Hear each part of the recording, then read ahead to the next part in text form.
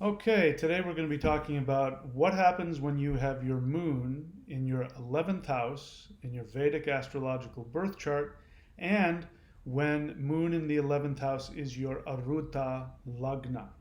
If you're not familiar with Vedic astrology or what the Arudha Lagna is and you want to know, go to astrology.thunderwizard.com and get a reading from me and I'll help you with that because the Arudha is, in my experience, the most important singular thing you need to know for success in career, in personal, and in financial matters. And the reason for that is this. When you were born as a certain sign, your rising sign. We're talking about Vedic astrology, which is from India. It's different from Western. And we're talking about the rising sign in Vedic, which will be different than your Western sign. So you do need to get a Vedic reading to know what your Aruda is. Don't try and figure it out from your Western. And the rising sign is how your soul views your world. It's like the glasses that I'm wearing. It's the lens through which it colors how your soul views itself and how it interacts with the world. That's why it's the most important thing when it comes to your personality here on this planet. So in Vedic astrology, your rising sign is your sign. Your sun sign, that's different. And we're talking now what happens when your moon is your Aruda. So the Aruda is the vehicle through which the self, the identity, achieves its success. Now, the 11th house is the house of success. So if you have your Aruda in the 11th house, that is very important because that's going to tell you how, it's going to be strongly associated with your success. So your Aruda here is really going to be important. So the Aruda is also called the reflection. You see the world through whatever your sign is. You're born as an Aries, say you're born as an Aries, you see the world as an Aries and you think that's who you are. But the truth is that that's not who you are. To other people, who you are is how you come across. Your Aruda is what shines through. You can see over here, I've got my TV on in the corner here. Yeah. So the TV is shining all the time. It's not on. It's just sort of on standby. What was I watching there? Yeah, I don't know. Something on Netflix. Point is that that's like your Aruda. Your Aruda, the TV is just the TV. But what is shining through the TV is what you think the TV is. When you're watching the TV, it's the Brady Bunch or it's Sex in the City or whatever you're watching. That's what the TV is at that moment. This is your Aruda. Your Aruda shines through a projection to other people, and that's what people think you are. You cannot escape this. Your Aruda is something that you have created in conjunction with the universe based on your past life achievements. It is a superpower. It is a gift that you have, whether you like it or not. The most important thing to know about the Aruda is that this is not only how people see you, whether you like it or not, it is how people want to reward you. So if your 11th house is your Aruda, this is a very good thing because the 11th house is the house of success. It is the house of your gains through your own effort. So it's strongly associated with financial success as well as just success and gains that you achieve from your efforts in this life. So when your Aruda is in the 11th house, it means that people see you automatically as a successful person. The moment you walk in the room, people see you as successful and influential because the 11th house is also the house of networking.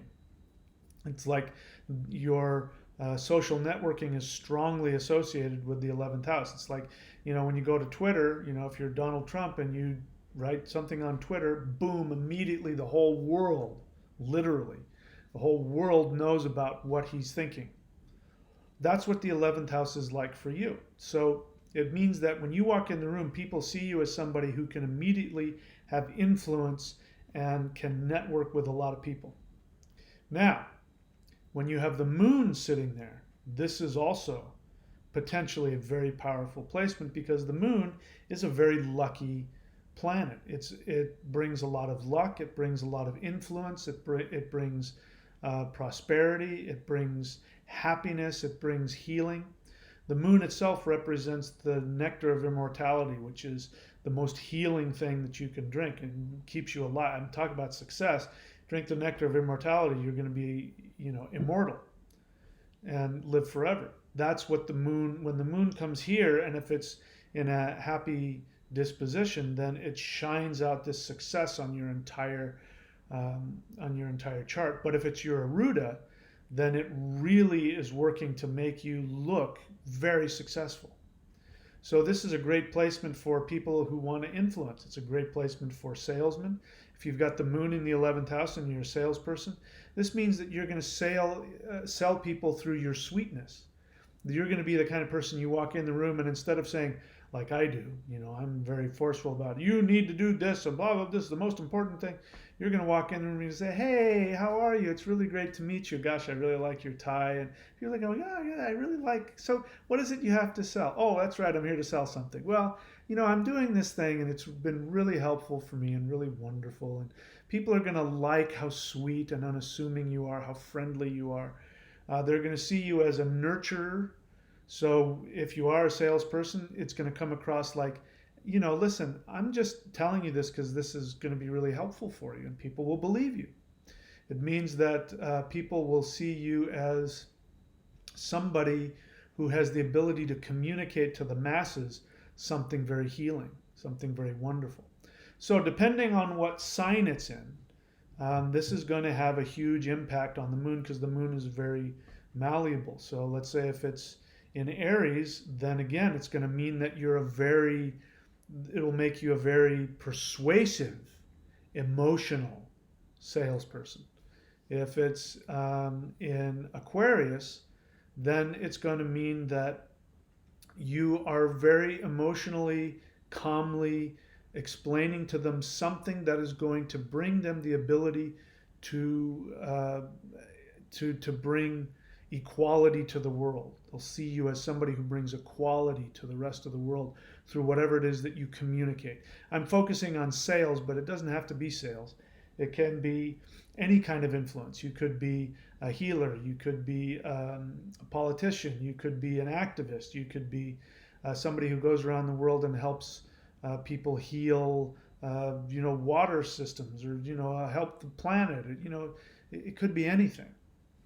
It could just mean that you're somebody who has success performing in foreign lands, because the 11th house can also mean foreign lands. So you really need to get a reading to find out exactly what it means. But the point is that you are somebody, when you walk in the room, people see you, and they need to see you as somebody who has influence, who can communicate to the masses, communicate well, who is also very successful.